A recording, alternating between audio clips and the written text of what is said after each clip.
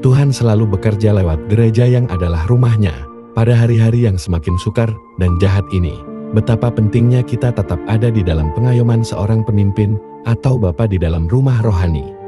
Sehingga kita bisa terus menikmati adanya proteksi maupun perlindungan secara ilahi yang akan membedakan dan mengistimewakan kita. Menarik untuk kita kembali melihat kisah yang dicatat dalam kitab Lukas 15 tentang perumpamaan anak yang hilang. Dari ayat di atas kita mendapati dalam suatu momen akhirnya anak bungsu menyadari kesalahannya dan memutuskan untuk kembali pulang ke rumah bapaknya.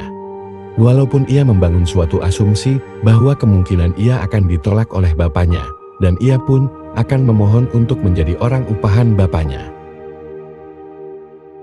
Dari kisah ini, kita bisa melihat betapa berbahayanya pikiran yang di dalamnya terdapat paradigma, persepsi, asumsi dan ekspektasi. Yang jika tidak dikuasai atau dikendalikan oleh kebenaran, maka dapat mengendalikan hidup kita ke arah yang negatif ataupun dapat merusak hidup kita karena pengambilan keputusan maupun tindakan kita yang dituntun dari sikap hati maupun emosi dan suasana batin yang negatif.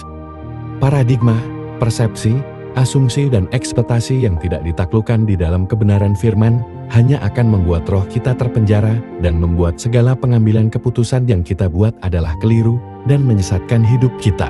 Sementara Tuhan menghendaki untuk kita yang ada di dalam Kristus agar selalu hidup di dalam kondisi roh yang merdeka, sehingga kita bisa selalu terhubung dengan keberadaan realita Tuhan dan terus menikmati anugerah perkenanannya yang selalu menolong, menyertai dan memberkati hidup kita di dalam segala kemenangan dan kemuliaannya. Dari kisah tentang anak yang hilang, ternyata asumsi anak yang bungsu adalah keliru tidak seperti apa yang ada di pikirannya. Karena pada kenyataannya sang bapa menerima kembali kehadiran anak bungsu dengan penuh ketulusan dan penghargaan, bahkan membuatkan suatu perayaan pesta baginya.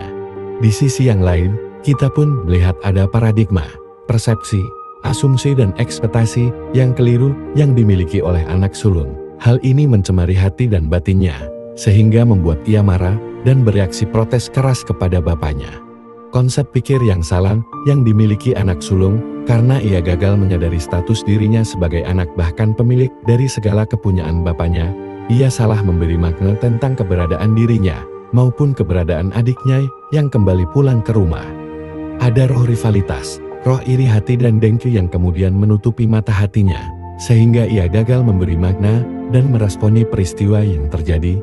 Ia izinkan pikirannya membangun asumsi atau dugaan negatif kepada bapaknya, karena pikirnya bapaknya sudah tidak adil kepada dirinya. Jadi, ekspektasinya harusnya sang bapak memarahi dan mengusir adiknya, tapi mengapa malah menerimanya kembali bahkan membuatkan pesta baginya? Kisah yang harusnya berakhir happy ending, tidak menjadi bahagia dan indah. Hanya karena asumsi dan pemikiran-pemikiran anak sulung yang manusiawi dan lahiriah.